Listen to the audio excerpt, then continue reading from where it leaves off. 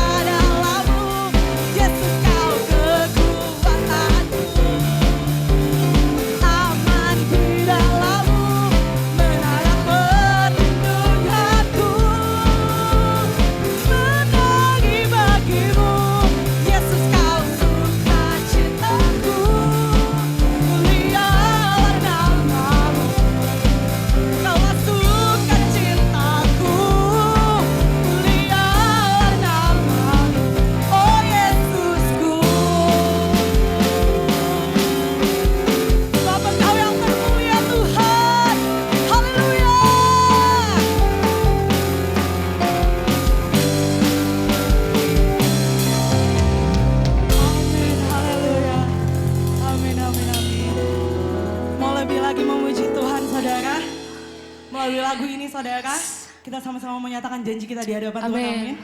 Berani saudara? Berani, amin? Amin, haleluya. Ini adalah pilihan kami untuk mengikut Engkau sepanjang hidup kami Tuhan.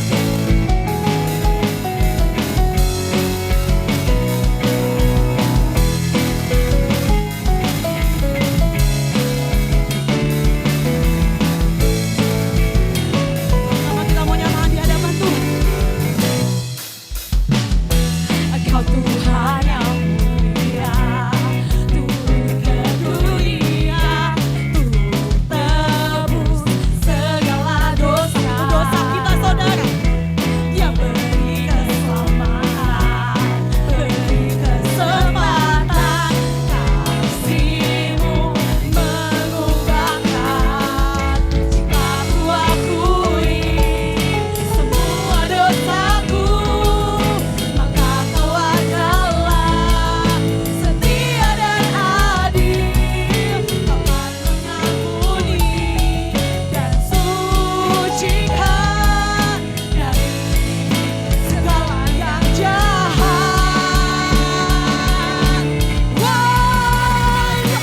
Tak mau ku hidup bagi dunia ini lagi. Tak ingin kompromi, tak ingin lakukan hal yang dapat lukakan hatimu. Tak mau ku hidup di luar tuntun kata firman-Mu Yang telah bebaskan kita. Yes, amin. Yesus, kebenaran-Mu adalah apa? Adalah pilihanku.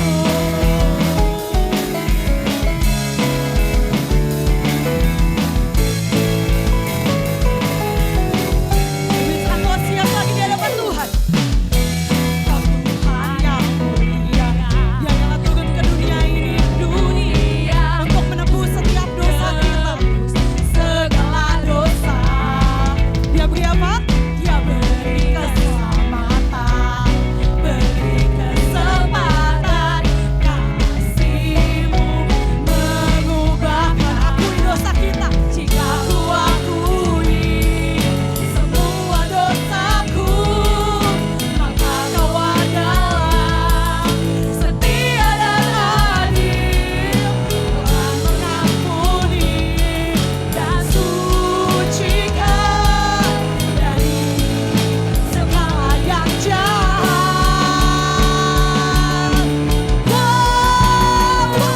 Tak mau ku hidup bagi dunia ini lagi. Tak ingin kompromi. Tak ingin kompromi, tak ingin lakukan hal yang dapat lukakan hatimu. Tak mau ku hidup di luar tuntun kata firman-Mu yang telah bebaskanku. Yesus, kebenaran-Mu adalah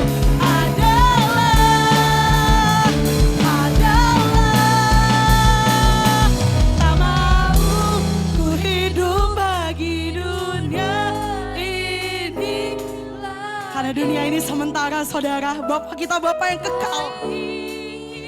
Kompromi, tak ingin lakukan hal yang dapat Melukakan lukakan hatimu hati. Tuhan Yesus. Tak mau ku hidup di luar tuntun kata firman-Mu yang telah bebaskanku. Yesus,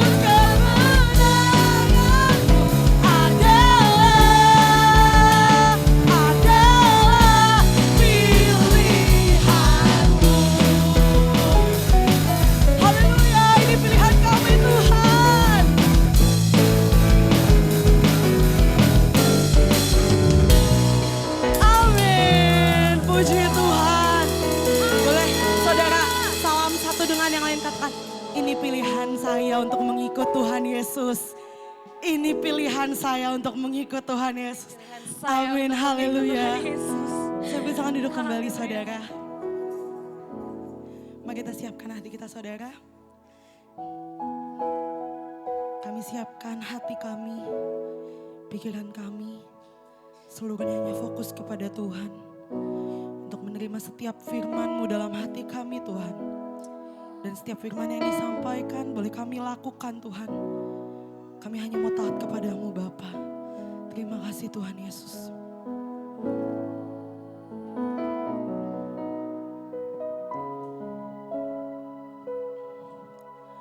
Bapa, Putra dan Roh Kudus, Allah penyelamatku.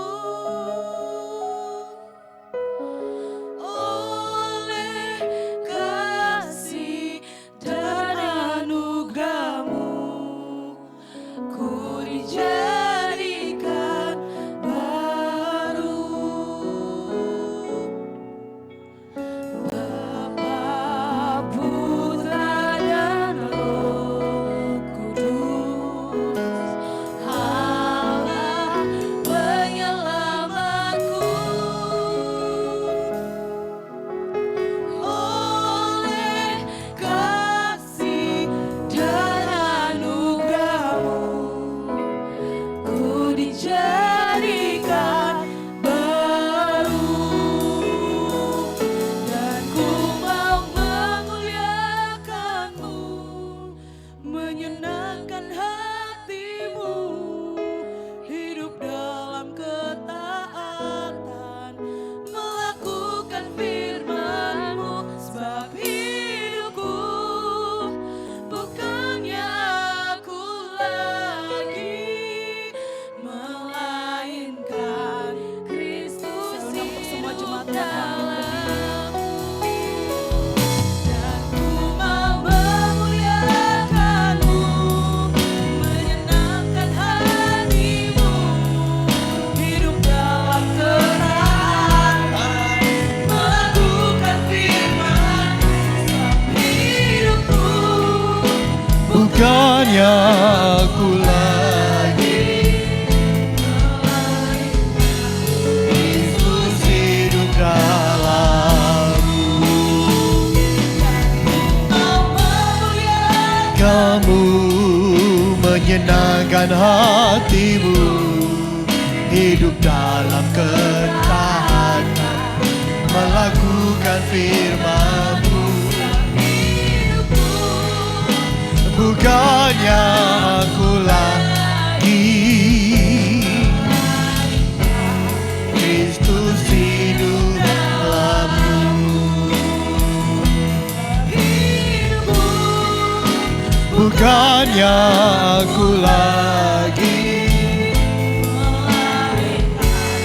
Kristus hidup dalamku.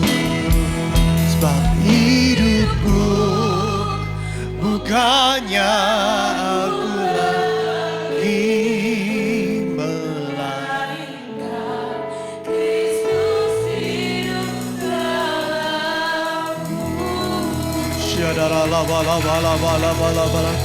Sembah Tuhan, sembah Tuhan, sembah Tuhan. Syadara-la-ba-la-ba-la-ba-la-ba-la-ba-la-ba-la-ba-la.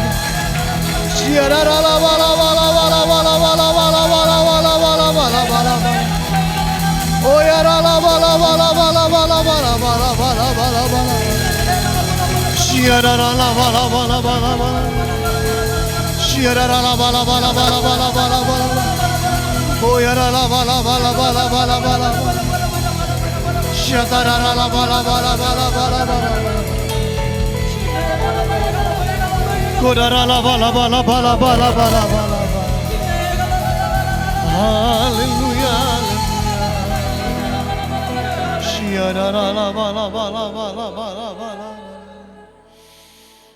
Seperti lagu yang kami nyanyikan ini ya Bapak, bahwa hidup kami ini bukan milik kami lagi. Tapi hidup ini adalah milik Kristus. Sang pemilik kehidupan, nafas hidup kami adalah milik Kristus. Terima kasih Bapa. Kami bersyukur buat campur tangan Tuhan yang sempurna. Buat rencanamu yang ajaib dalam kehidupan kami.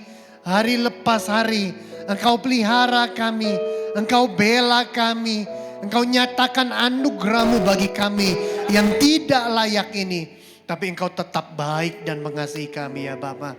Kami bersyukur Tuhan buat kebaikan-Mu ya Bapa. Pagi hari ini Tuhan, kami meresponi anugerah-Mu.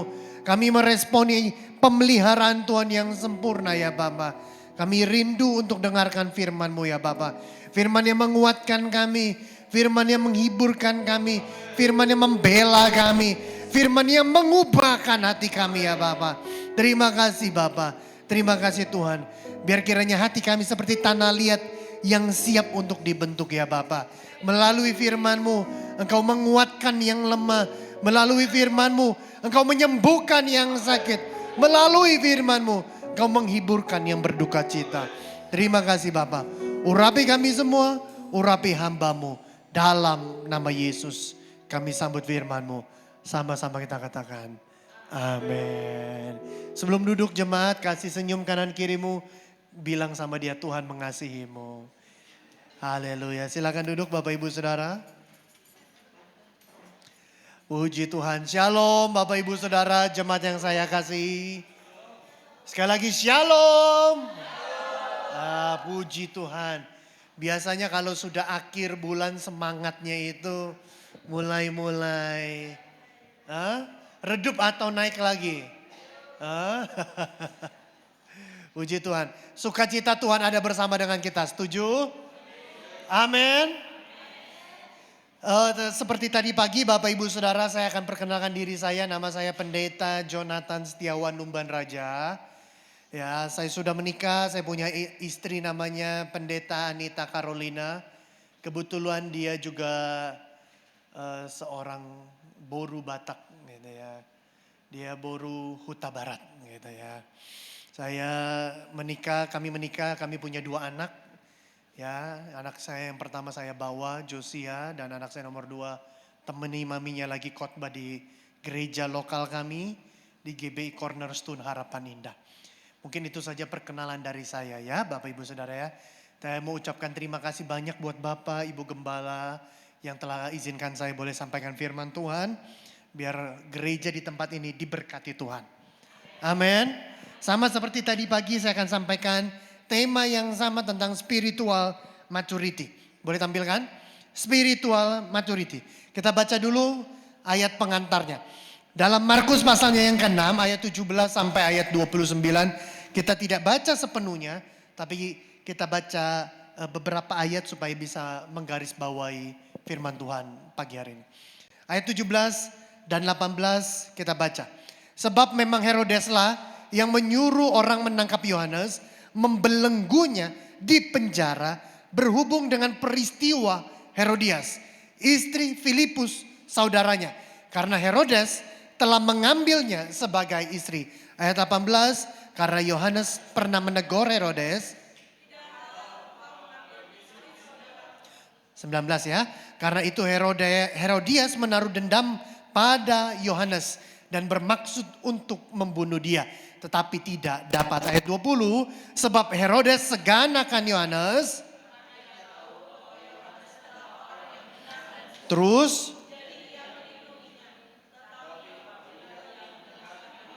hatinya selalu terombang-ambing, namun ia merasa senang juga mendengarkan dia. Nah Bapak Ibu Saudara, tema hari ini adalah tentang kedewasaan spiritual. Kedewasaan spiritual. Amin.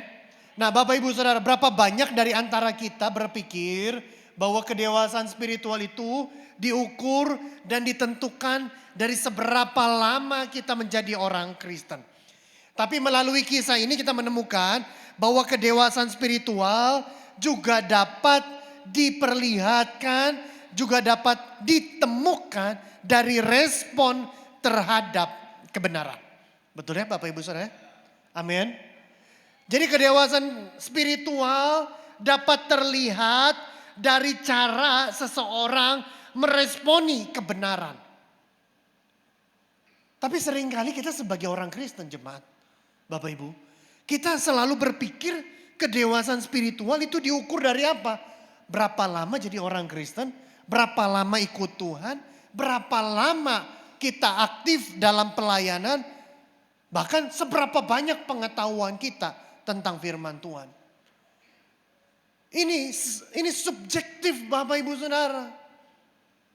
Makanya jangan kaget jemaat, kedewasaan tidak ditentukan dari apa yang saya tulis di depan ini. Jangan kaget kita ketemu dengan orang Kristen yang sudah puluhan tahun pelayanan, belasan bahkan puluhan tahun pelayanan jadi orang Kristen, bahkan lahir udah jadi orang Kristen, tapi makin hari makin nyebelin.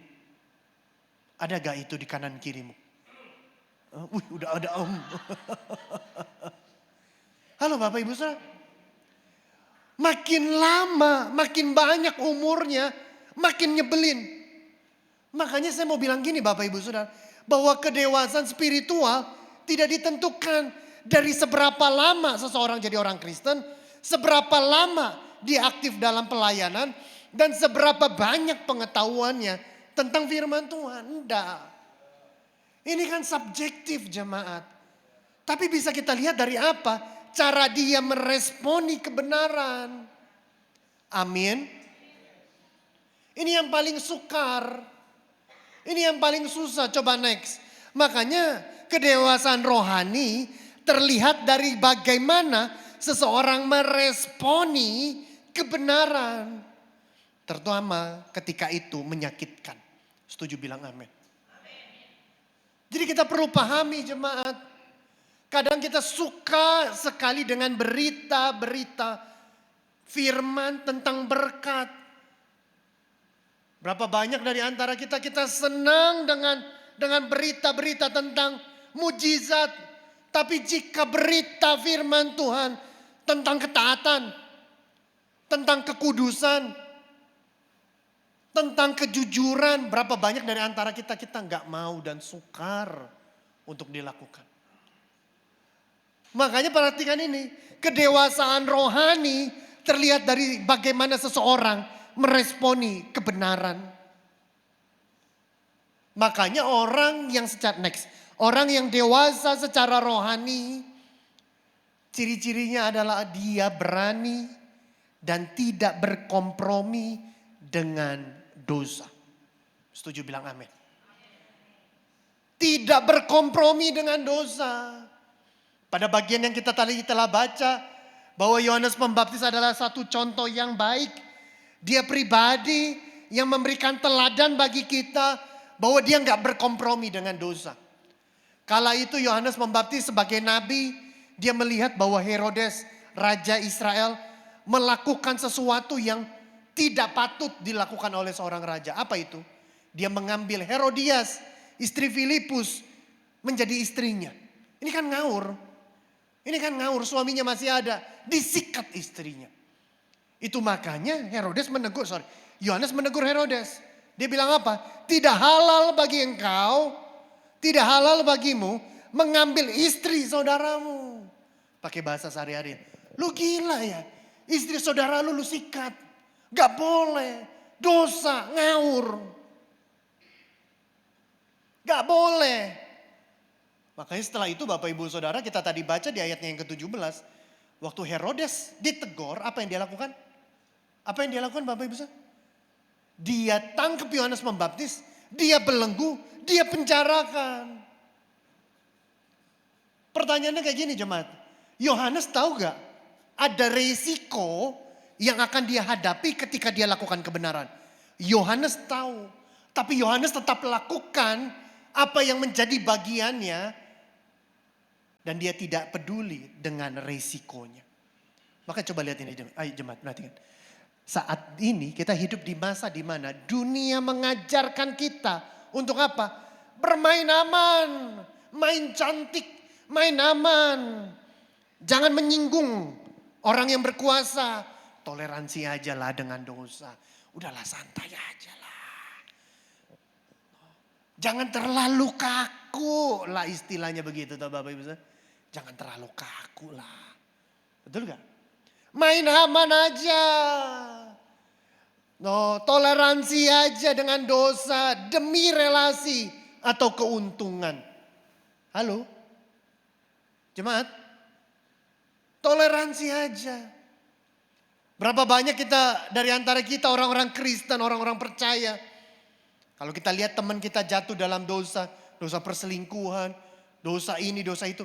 Kita pura-pura pakai kacamata kuda dan kita pura-pura nggak tahu. Betul gak Bapak Ibu?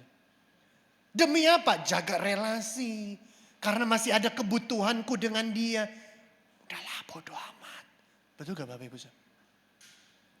Halo? Kita hidup di masa semua orang jadi main cantik, main aman. Supaya tetap cuan.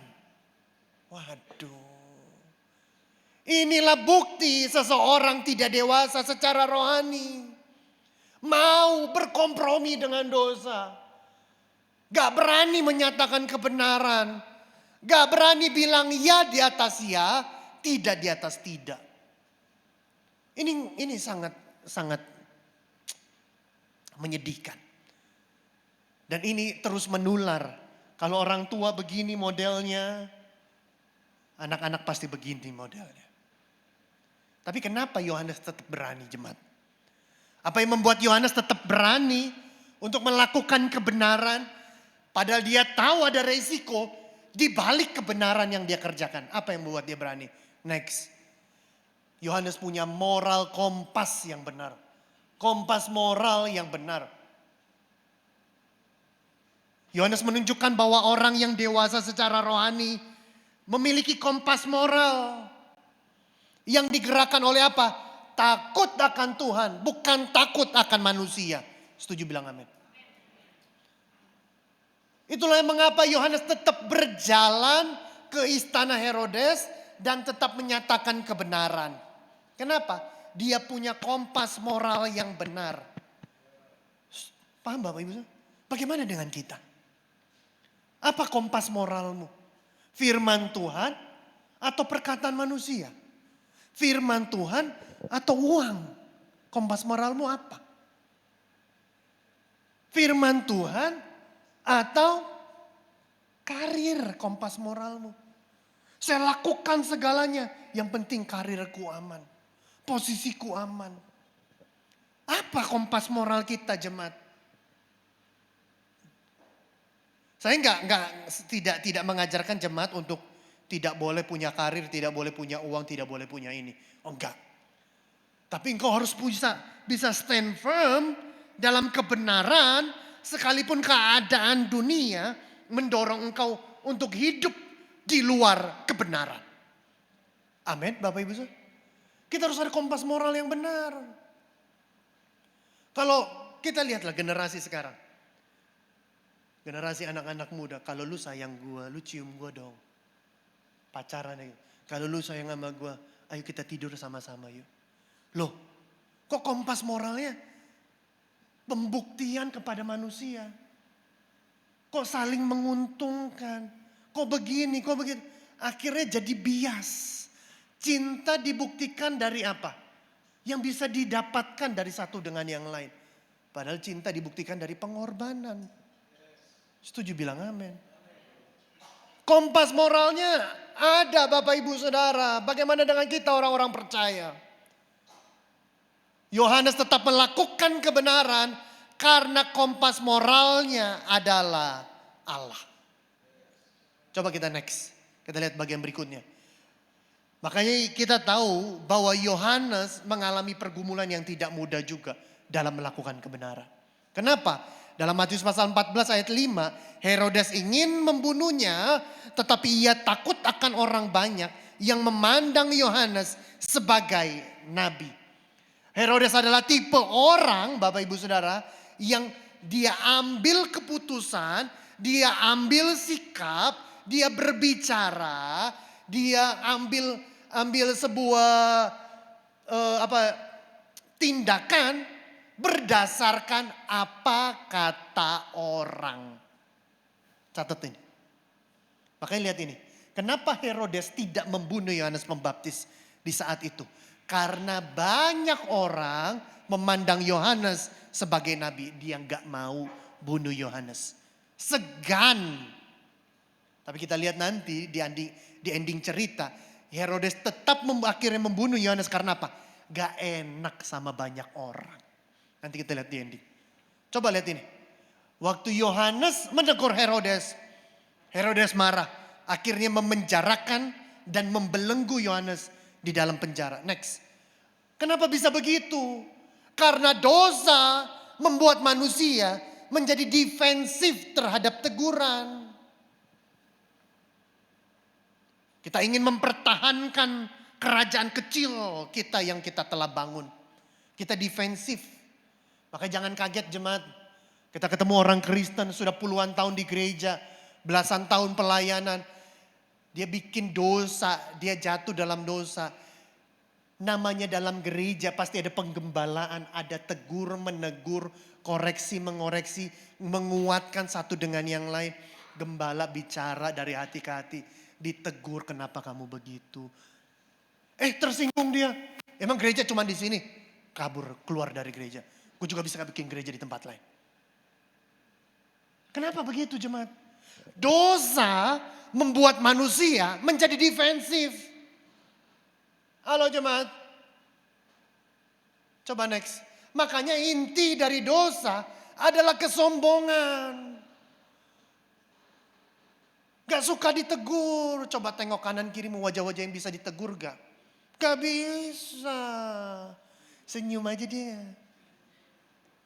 Inti dari dosa adalah kesombongan. Baca ini. Keinginan untuk jadi Tuhan atas hidup sendiri.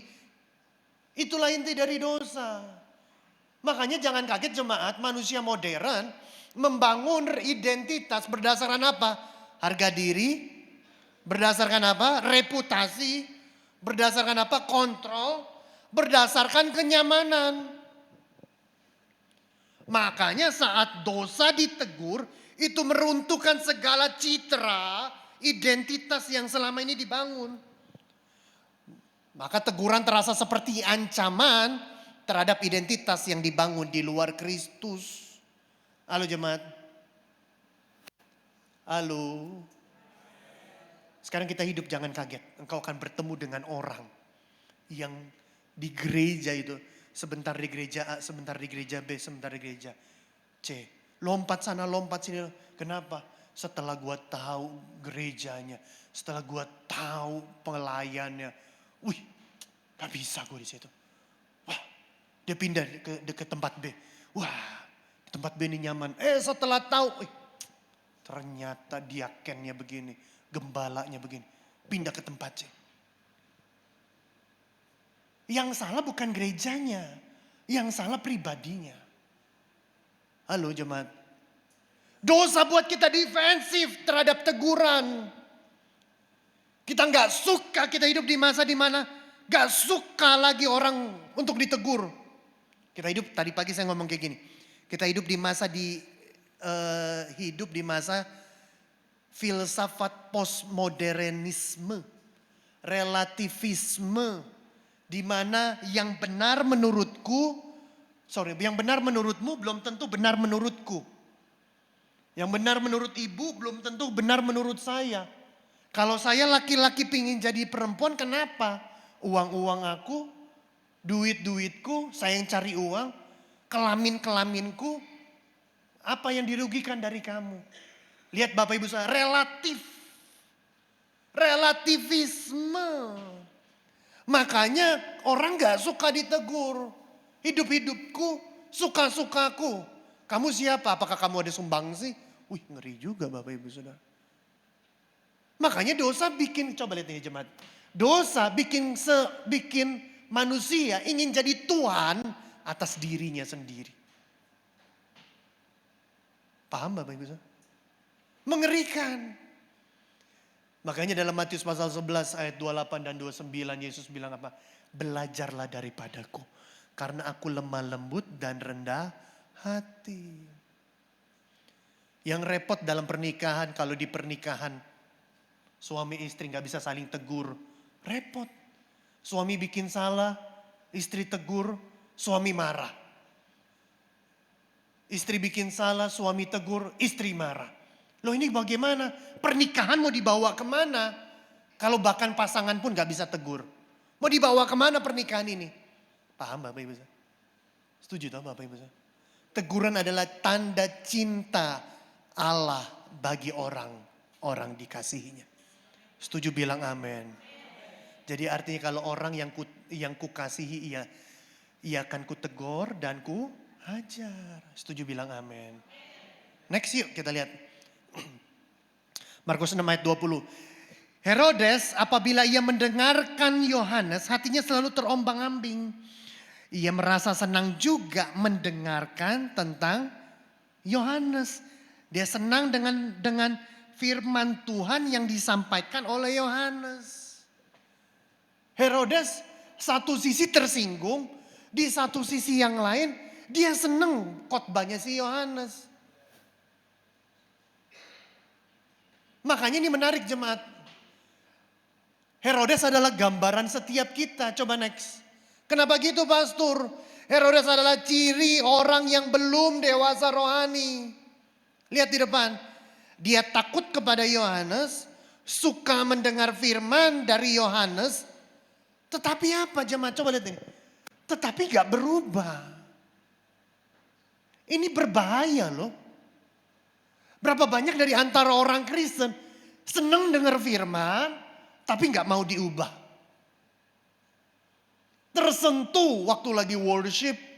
Wah tadi lagu yang tadi menyentuh hatiku. Worship leader tadi nyanyi, wah itu gua banget. Sambil pukul-pukul dada. Tapi nggak mau bertobat.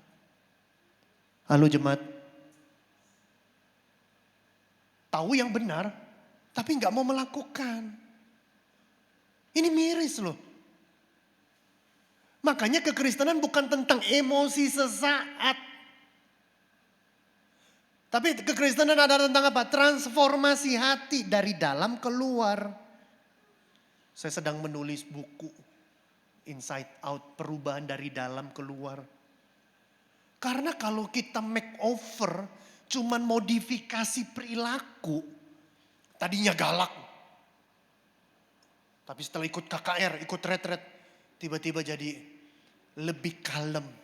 Itu nggak merubah. Kalau cuma dari galak jadi kalem. Karena belum ke-trigger aja. Kalau udah ke-trigger, udah kepancing. Red bottomnya, kepencet. Galaknya keluar lagi. Lu jangan sentuh gue ya. Ya berapa banyak kalau orang suka kalau marah kayak gini. Lu nggak tahu siapa gue. Wih ngeri juga. Lu baik sama gue bisa lebih baik kepada lu. Tapi lu jangan coba-coba jahat sama gue. Gue bahkan bisa lebih jahat daripada setan. Ada yang begitu gak di tempatnya Bapak Ibu saudara? Ini miris. Seneng denger khotbah. Waktu Bapak Gembala khotbah. Wih khotbah Gembala itu keren banget. Tapi gak mau berubah. Ini gimana? Halo jemaat. Amin. Nah, Herodes adalah gambaran dari orang yang hidup dalam dualisme. Next. Apa itu dualisme, pastor? Ingin hidup dalam kebenaran, tetapi di satu sisi ingin tetap menikmati dosa. Ini adalah gambaran bahwa hati manusia bisa sampai pada titik kagum, cinta pada suara kebenaran. Tetapi menolak karena ikatan perbudakan dosa. Halo? Paham Bapak Ibu saudara? Ini miris. Inilah gambaran dunia realitanya hari-hari ini juga Bapak Ibu saudara. Di mana ada orang-orang bisa beragama, tapi di satu sisi yang lain tetap curang dalam pekerjaan. Tampilannya sangat agamawi, tapi di satu sisi yang lain ternyata punya banyak sekali dalam pernikahannya simpanan, bukan simpanan uang ya. Kalau simpanan uang mah baik gitu ya. Itu punya banyak sekali, bahasa sekarang tuh apa ani-ani. Wah.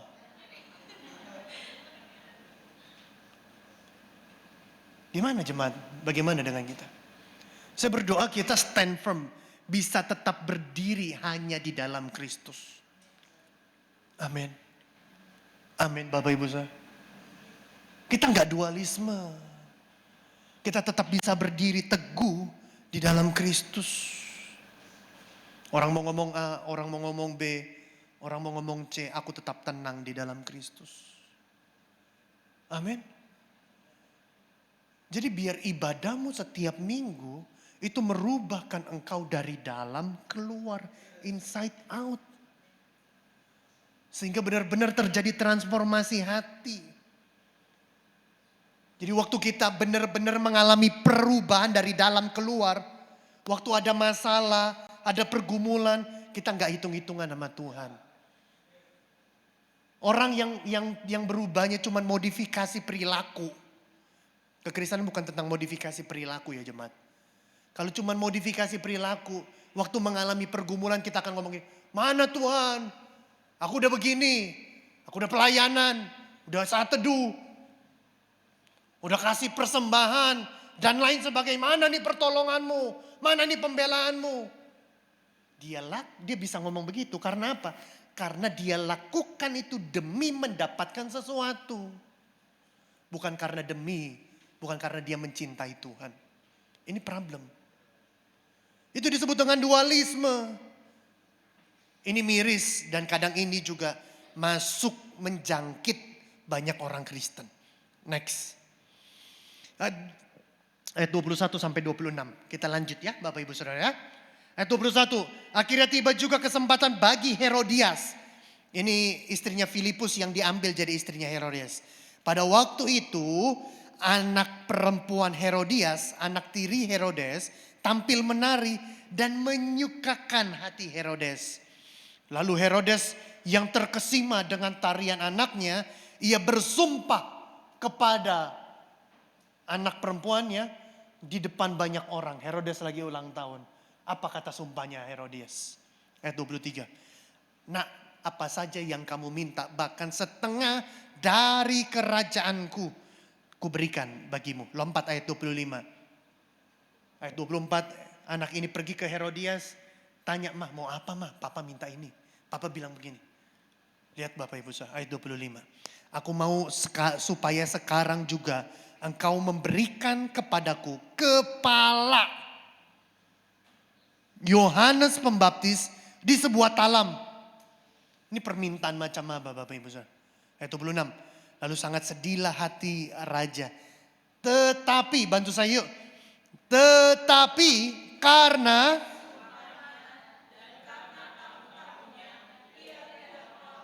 ia nggak mau menolaknya. Lihat Bapak Ibu Saudara.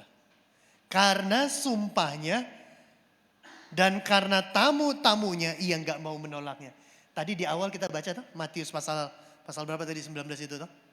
Kenapa Herodes nggak mau bunuh Yohanes Pembaptis?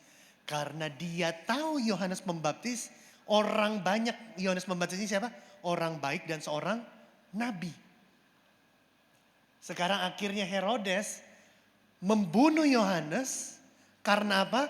Orang banyak juga. Lihat tuh. Karena tamu-tamunya. Coba next. Herodes, dia secara politik, dia memiliki kekuasaan secara politik.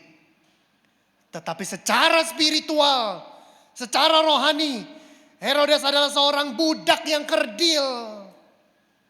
Herodes dikendalikan oleh gengsi. Dikendalikan oleh apa? Hawa nafsu. Dan tekanan teman sebaya. Halo jemaat. Ini kan realita dunia hari ini. Betul gak Bapak Ibu saudara? Ini realitanya. Kenapa dia gak mau bunuh waktu itu? Karena banyak orang. Kenapa hari ini dia bunuh? Karena banyak orang. Saya kasih ilustrasi sederhana.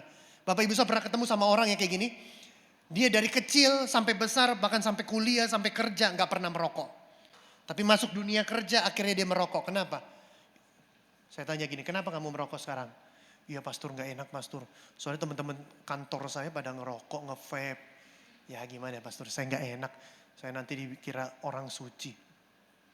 Oh saya gak enak. Akhirnya ada istilah social smoker.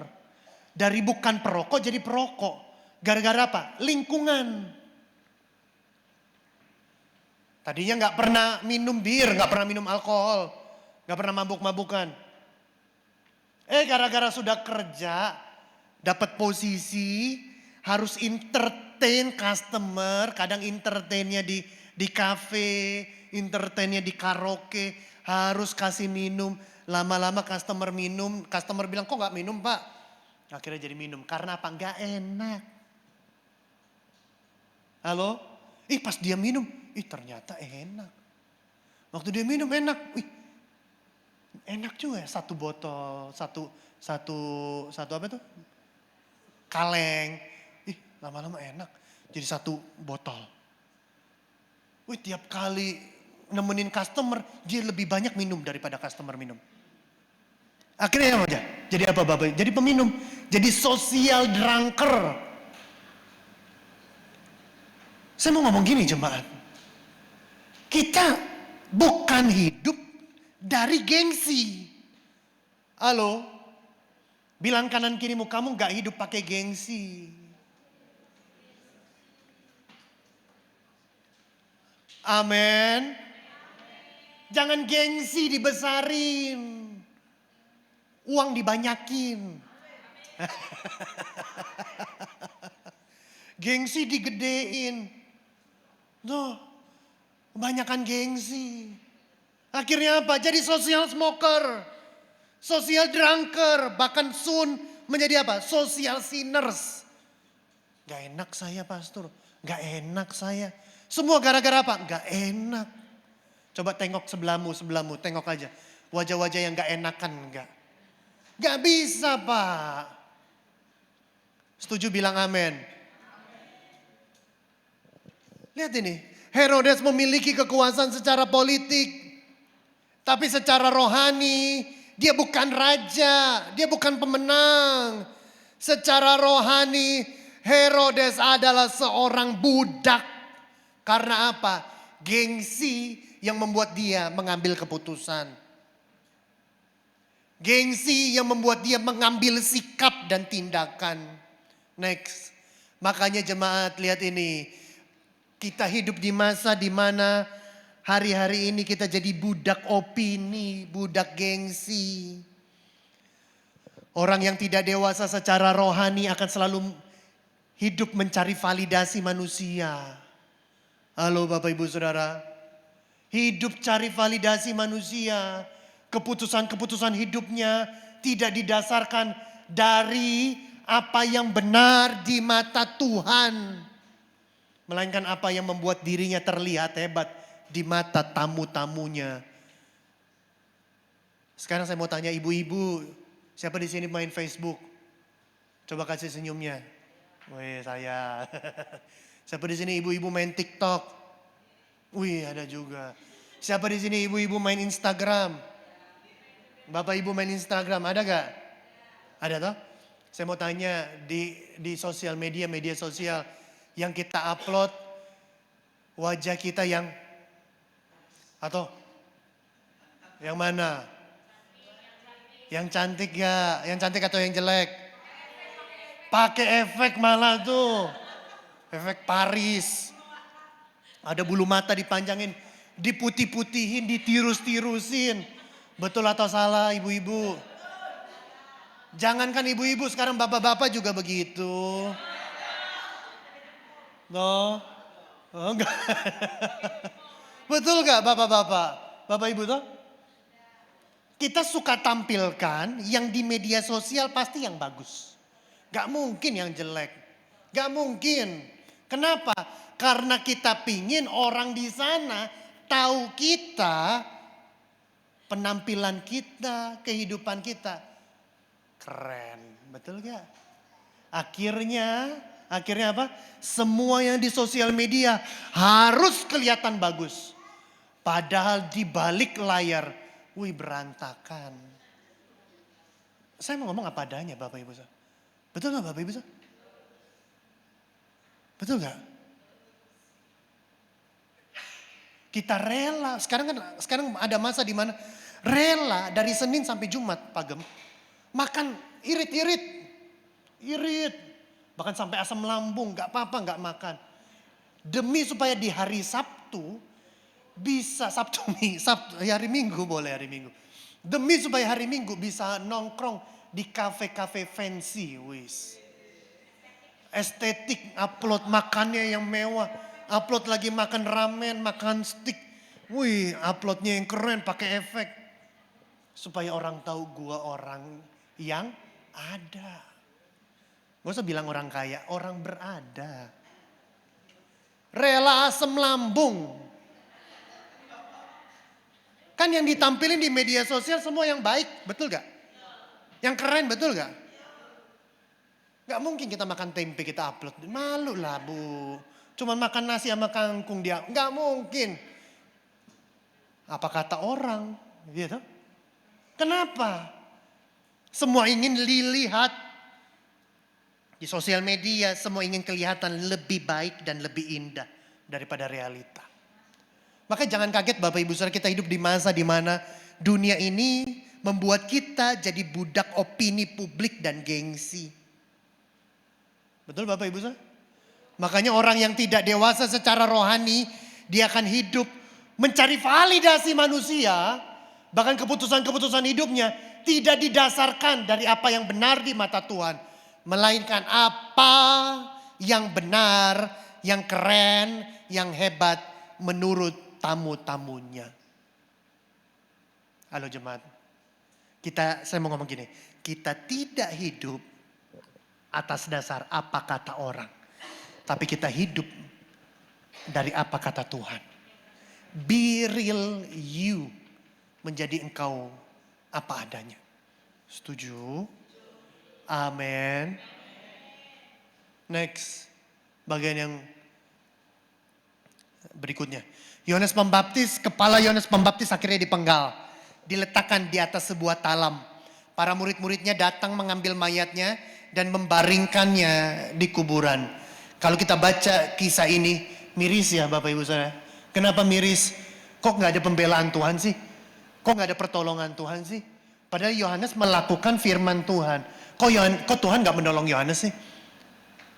Kok Tuhan gak bela Yohanes sih? Kok Tuhan gak bikin kepala Herodes yang ada di atas talam malah kepala Yohanes? Kalau kita baca sampai ayat ini Bapak Ibu Saudara, cuman sampai ayat ini, banyak orang pasti gak mau lakukan kebenaran. Betul Bapak Ibu? Tapi kadang gini toh, kita gak bisa mengerti apa maksudnya Tuhan dari sudut pandang kita sebagai manusia. Memang Yohanes secara jasmani kelihatannya dia kalah. Kelihatannya dia gagal. Dan seakan-akan Herodes menang. Maka lihat ini next. Coba lihat ini jemaat. Dosa tidak pernah menawarkan kebahagiaan sejati. Catat ini. Dosa selalu menjanjikan kesenangan. Tetapi pada akhirnya membawa kehancuran. Secara jasmani Herodes kelihatan menang. Hebat. Bisa matikan musuh dia. Dia merasa berkuasa. Tetapi secara psikis dia dihantui oleh ketakutan dan penyesalan seumur hidupnya. Iya toh? Dia membunuh orang yang selama ini dia paling sukai khotbahnya. Betul gak Bapak Ibu Saudara? Sebaliknya dengan Yohanes Pembaptis bagaimana? Meskipun kepalanya dipenggal, Yohanes mati sebagai pemenang. Ia setia sampai akhir. Amin. Ya toh Bapak Ibu Saudara. Secara jasmani Yohanes kalah. Tapi secara spiritual Yohanes mati sebagai seorang pemenang. Amin. Sama kisahnya Yohanes sama seperti kisahnya Stefanus. Yang mati di rajam batu. Secara jasmani Stefanus kalah. Matinya gak terhormat. Siapa pingin mati di rajam batu? Gak ada. Siapa pingin mati di palanya dipenggal? Gak ada. Pasti kita udah ngebayangkan suatu saat saya mati, pinginnya mati itu lagi tiduran, gak nyusahin keluarga. Betul gak Bapak Ibu? Iya toh? Tapi siapa pingin mati di rajam batu, dipotong kepala, gak ada yang pingin. Bukan cara matinya Bapak Ibu Saudara. Tapi kemana setelah kematian itu jadi lebih penting. Setuju bilang amin. Buat apa matinya di ranjang yang harganya 20 juta. Tapi ternyata masuk neraka. Bukan cara matinya, tapi kemana setelah kematian. Itu jauh lebih penting. Mungkin Herodes, dia mati dalam keadaan yang baik. Tapi bagaimana setelah kematian? Kita nggak tahu. Bapak Ibu Saudara, amin. Makanya kita lihat sebaliknya Yohanes Pembaptis. Kepalanya dipenggal, secara jasmani dia kalah. Tapi secara spiritual dia mati sebagai pemenang. Pemenang yang setia sampai akhir. Saya berdoa setiap kita, biar kita bisa setia sampai akhir. Amin. Biar bumi akan berlalu, biar orang meninggalkan aku, biar orang fitnah aku mau tetap berjalan bersama dengan Tuhan. Percayalah Bapak Ibu Saudara, percayalah. Maka saya mau ngomong gini jemaat, ayo belajar setia. Di gereja belajar setia. Jangan gak cocok sedikit keluar, gak cocok sedikit keluar, gak cocok sedikit pindah. Itu tidak mendewasakan engkau. Gesekan yang akan mendewasakan engkau. Pergumulan dan tantangan dan tekanan yang akan membuat engkau dewasa. Setuju bilang amin. Jadi kalau di gereja ketemu dengan orang yang unik, bukan aneh ya. Unik dan menyenangkan, bukan nyebelin. Itu akan mendewasakan engkau. Amin. Terakhir, Gospel Connection. Bapak Ibu Saudara coba lihat ini. Kisah Yohanes menunjuk kepada sesuatu yang lebih besar. Apa itu pastor? Jika Yohanes mati karena menegakkan kebenaran. Tapi Yesus juru selamat kita. Dia mati untuk menanggung akibat dari ketidakbenaran setiap kita. Halo? Amin. Jika Yohanes mati untuk menegakkan kebenaran. Lu salah. Ambil istri orang. Salah. Tapi Yesus pribadi yang jauh sangat sempurna daripada Yohanes Pembaptis. Mati bagi kita. Karena apa? Menanggung akibat ketidakbenaran kita. Next. Makanya Herodes adalah gambaran setiap kita. Apa itu pastor? Gambaran dari apa? Tahu yang benar. Kita ini adalah orang-orang yang tahu yang benar. Tapi seringkali memilih yang salah. Kita takut manusia lebih daripada takut Tuhan. Kita lebih memilih untuk seringkali apa? Main aman aja.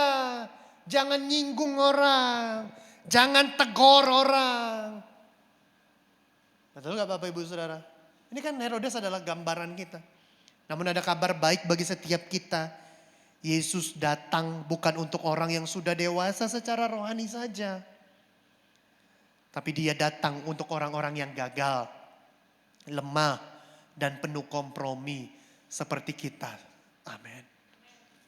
Saya nggak bilang hari ini kita sempurna. Saya nggak bilang Bapak Ibu Saudara, bahkan saya pun hari ini adalah orang-orang yang sama seperti Yohanes Pembaptis. Tidak. Kita terus bergumul dengan kekudusan dan hidup dalam kebenaran. Tapi Bapak Ibu Saudara, di setiap ada kesempatan, pilihlah untuk selalu mengerjakan kebenaran. Amin. Saya undang WL Singer maju ke depan. Terakhir. Di kayu salib, Yesus tidak berkompromi terhadap kebenaran. Tetapi juga tidak meninggalkan kasih. Di salib, keadilan dan kasih Allah bertemu secara sempurna. Amin. Jadi hari ini jemaat, kita perlu tahu bahwa Tuhan tidak pernah meninggalkan kita. Kalau kita berpikir gini, gak ada pertolongan Tuhan bagiku. Gak ada pembelaan Tuhan bagiku. Gak ada pemeliharaan Tuhan bagiku. Kata siapa? Halo? Kata siapa? Kita bisa melihat bahwa Tuhan selalu hadir bagi kita. Tuhan selalu membela kita. Di salib menjadi bukti bahwa Allah setia bagi kita. Amin. Mari kita bangkit berdiri jemaat. Kita nyanyi lagu tadi pagi. Ku mau sepertimu Yesus. Ku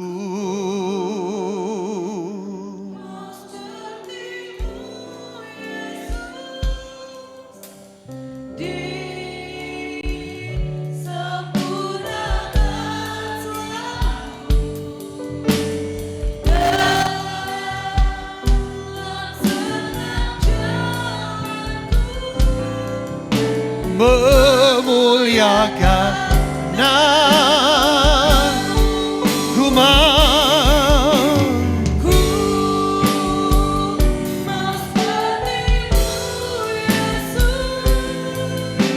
disempurnakan, oh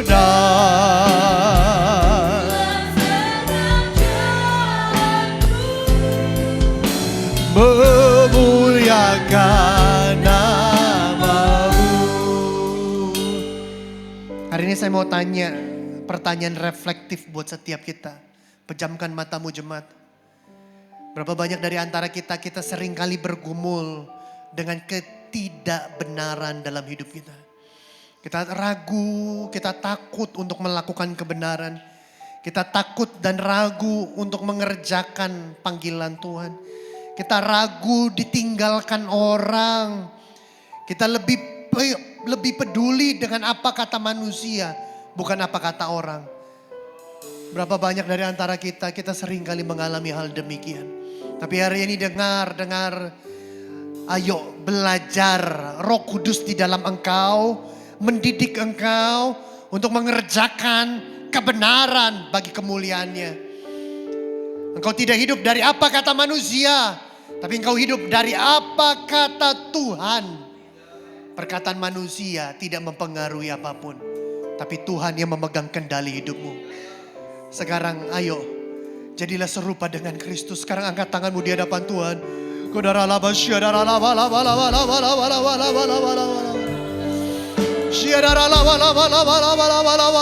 Terimalah Roh Kudus. Terimalah Roh Kudus. Terimalah Roh Kudus. Jadilah kuat, jadilah berani, prajurit Kristus.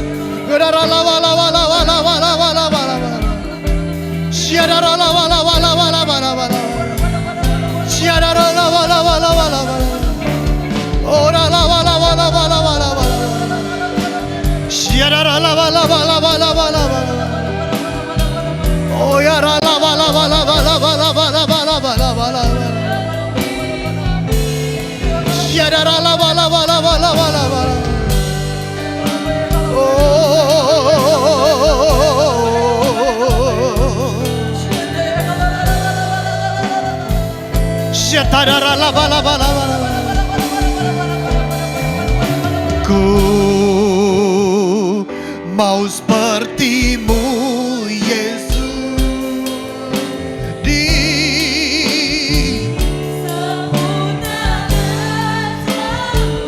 amin.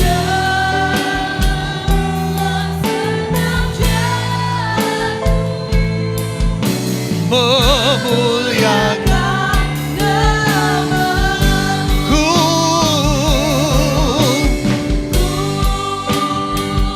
mau sepertimu Yesus, di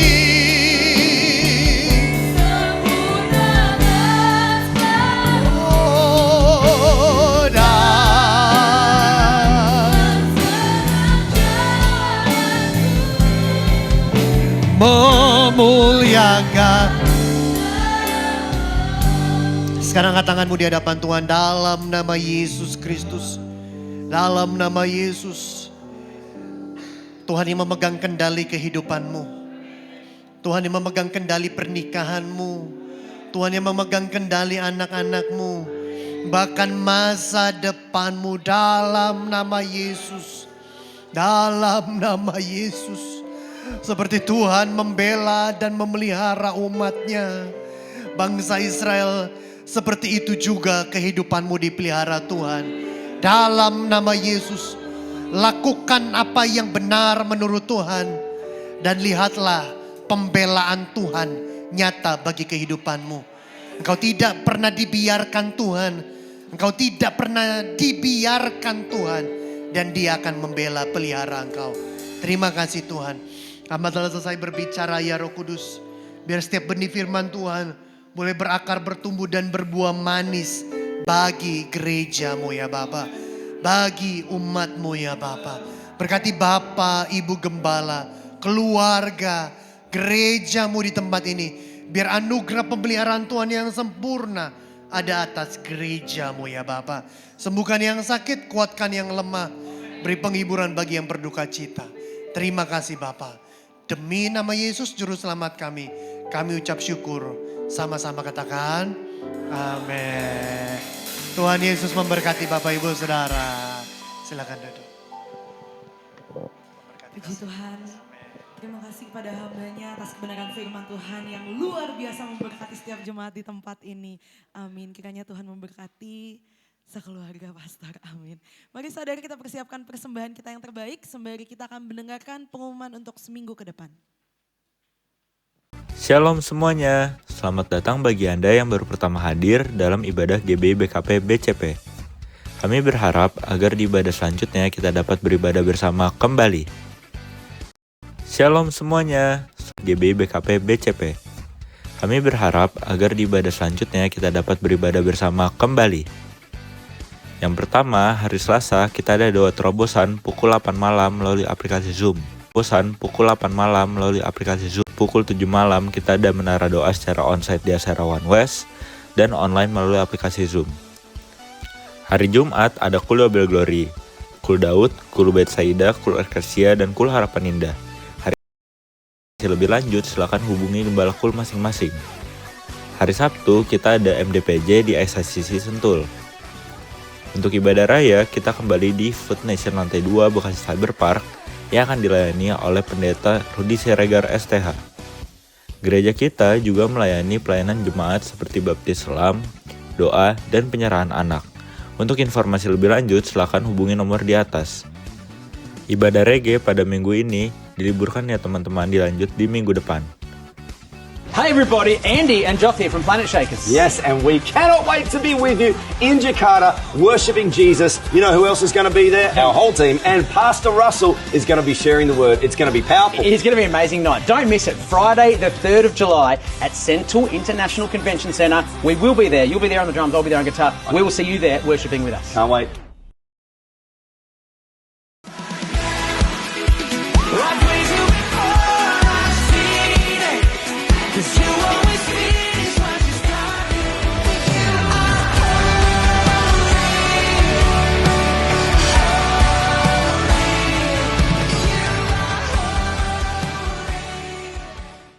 Sekian kegiatan GBBKP BCP untuk 1 minggu ke depan. Tuhan Siang hari ini. Mari kita bersatu dalam doa. Terima kasih Tuhan buat siang hari ini. Engkau baik, sangat baik, bahkan terlalu baik bagi kami Tuhan. Di mana Tuhan dari pagi sampai siang ini kami sudah menyembah, meninggikan Engkau Tuhan. Bahkan kami sudah mendengar firman-Mu Tuhan. Di mana firman ini yang menguatkan kami Tuhan. Bahkan yang belum kami mengerti, saat ini kami Tuhan boleh mengerti. Ajar kami Tuhan untuk jadi pelaku firman-Mu, bukan hanya pendengar firman-Mu. Terima kasih Tuhan, mari kita angkat tangan kita berdoa buat hambanya. Terima kasih Tuhan sudah Kau hantarkan hamba-Mu Bapak Pendeta Yonatan Lumban Raja ke tempat ini Tuhan. Hamba-Mu datang ke tempat ini Tuhan. Ini semua karena kebaikan dan kemurahan-Mu Tuhan. Biarlah kiranya hamba-Mu ini Tuhan Engkau memberkati. Engkau yang mengurapi dari seluruh aspek kehidupannya Tuhan. Berkati pelayanannya Tuhan. Berkati rumah tangganya Tuhan. Berkati keluarga besarnya Tuhan. Kami percaya Tuhan bahkan lewat firman-Nya Tuhan akan semakin banyak jiwa-jiwa dimenangkan. Bahkan yang belum mengenal Engkau Tuhan lewat pelayanannya akan banyak penuaian itu Tuhan. Terima kasih Tuhan Yesus, terima kasih Bapa. Begitu juga Tuhan hamba-Mu nanti di saat pulang ke rumahnya Tuhan. Biarlah pasukan malaikat-Mu selalu berjaga-jaga atas hamba-Mu. Sehingga hamba-Mu boleh tiba di rumah berjumpa dengan istri dan anak bahkan keluarga dengan selamat tanpa kekurangan satupun. Tutup bungkus Tuhan kendaraan yang dipakai dengan kuasa darah-Mu. Begitu juga Tuhan setiap kami yang hadir pada siang hari ini Tuhan, biar juga Engkau memberkati kami Tuhan. Engkau yang menguatkan kami Tuhan, sehingga kami punya keyakinan untuk kami lebih lagi Tuhan mengandalkan Engkau. Terima kasih Tuhan Yesus, begitu juga Tuhan persembahan kami yang sudah kami berikan Tuhan. Biarlah ini persembahan dupa yang harum di hadapan-Mu, yang akan kami pakai memperlebar kerajaan-Mu di tempat ini. Sebentar Tuhan kami juga mau pulang ke rumah kami masing-masing. Berkati kami dalam perjalanan, tibakan kami di rumah kami dengan selamat tanpa kekurangan satupun. Sebelum kami pulang Tuhan, kami mau menerima berkat-Mu melalui hamba-Mu Bapak Gembala kami. Terima kasih Tuhan Yesus, haleluya, amin. Kiranya Engkau memberkati aku berlimpah-limpah dan memperluas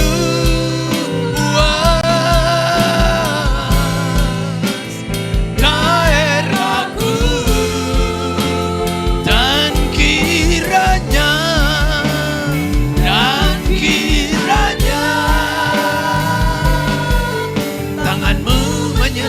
tangan Tuhan yang perkasa menyertai seluruh hidupmu. Terima kasih Tuhan Yesus. Daripada malapetaka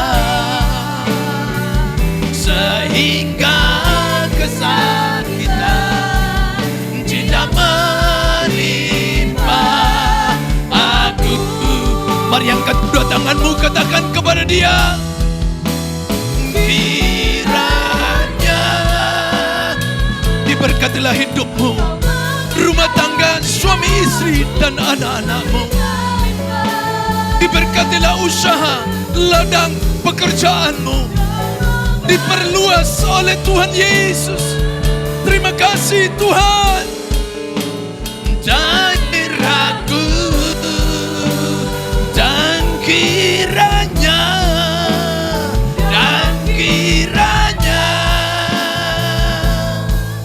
tanganmu menyertai aku dan melindungi aku.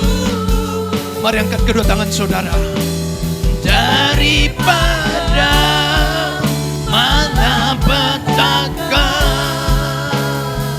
sehingga kesakitan tidak menimpa aku, sehingga kesakitan tidak menimpa aku.